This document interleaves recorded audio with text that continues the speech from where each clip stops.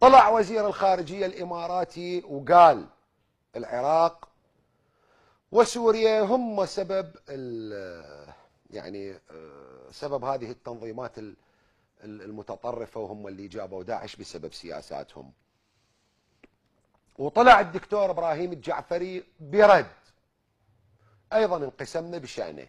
هناك من رأى أن الرد كان بارد جدا، كان هادئ جدا، وهناك من اعتقد أن رد وزير الخارجية الدكتور إبراهيم الجعفري هو رد عقلاني. عززها دكتور إبراهيم الجعفري أنه راح وفتح مبنى القنصلية العراقية في دبي. بس اللي أريد أعلق عليه اليوم أنه وصلتنا عبر البريد الإلكتروني بيان. خلي شوية أطلع على هامش هذا الموضوع. وصلنا بيان من الدكتور موفق الربيعي، عضو مجلس النواب الحالي ومستشار الأمن القومي السابق لسنوات طويلة. الدكتور الربيعي بالبيان مالته يقول المفخخون، الدكتور الربيعي يرد ويحمل بشدة على وزير الخارجية الإماراتي وعلى تصريحاته. يقول الدكتور الربيعي شوية سطر سطر، انتبه وياي إلى بيان الدكتور موفق الربيعي. يقول المفخخون ومئات الأطنان، هذا بيان الدكتور الربيعي، المتفجرة الإماراتية، طلعوا اكو مفخخين إماراتيين واكو مئات الأطنان، يعني مو طن وطنين، مئات.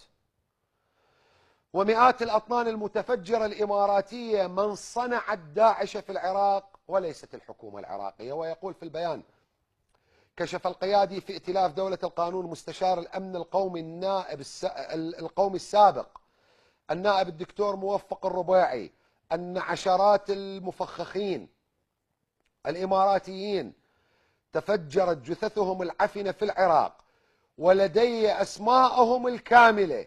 يا سلام!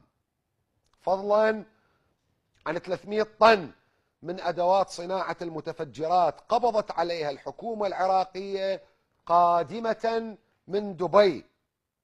يعني هذا كلام الدكتور موفق الربيعي اللي متواجد على الساحة العراقية صار له أكثر من عقد كامل من الزمن. أول مرة ينتفض ويقول أكو 300 طن كانت دبي دازتها. هذا بالعراق احنا نقول هذا كلام الطير بيروس. ومئات المفخخين اللي جوي. خلي أكمل البيان وبعدين أعلق عليه. وذكر الربيعي ببيان صدر عن مكتبه الإعلامي أنه في عام 2006-2007 وردتنا، عندما كان الدكتور الربيعي مستشارا للأمن القومي، وردتنا معلومات دقيقة عن إرسال 300 طن من المواد والأجهزة المصنعة للعبوات الملغمة والأحزمة الناسفة إلى البصرة قادمة من دبي، فاعترضتها القوات الأمنية وأحبطت تلك العملية الإرهابية، لافتا أن هذه المواد خرجت من دبي. التي خرجت من دبي لا يمكن إلا أن تكون بعلم بعض الأجهزة الأمنية الإماراتية. فمن منا يرعى الإرهاب في العراق؟ هل الحكومة العراقية أم الحكومة الإماراتية؟ إذا كانت الإمارات دازت لك 300 طن حقا من المواد المتفجرة فهي تدعم الإرهاب بالعراق، ولكن الداعم الأكبر للإرهاب بالعراق هو أنت يا سيادة مستشار الأمن القومي السابق، لأنك بقيت من 2006 ل 2007 ضام علينا هاي المعلومات.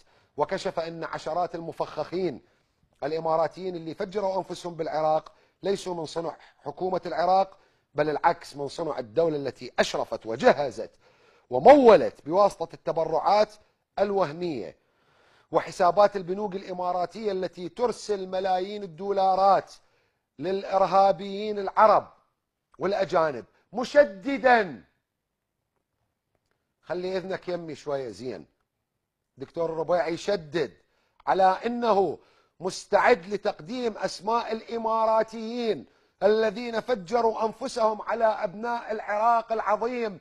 والله مو عظيم، والله العراق اللي بقادة مثلكم مو عظيم. الآن الآن يا مستشار الأمن القومي السابق، الآن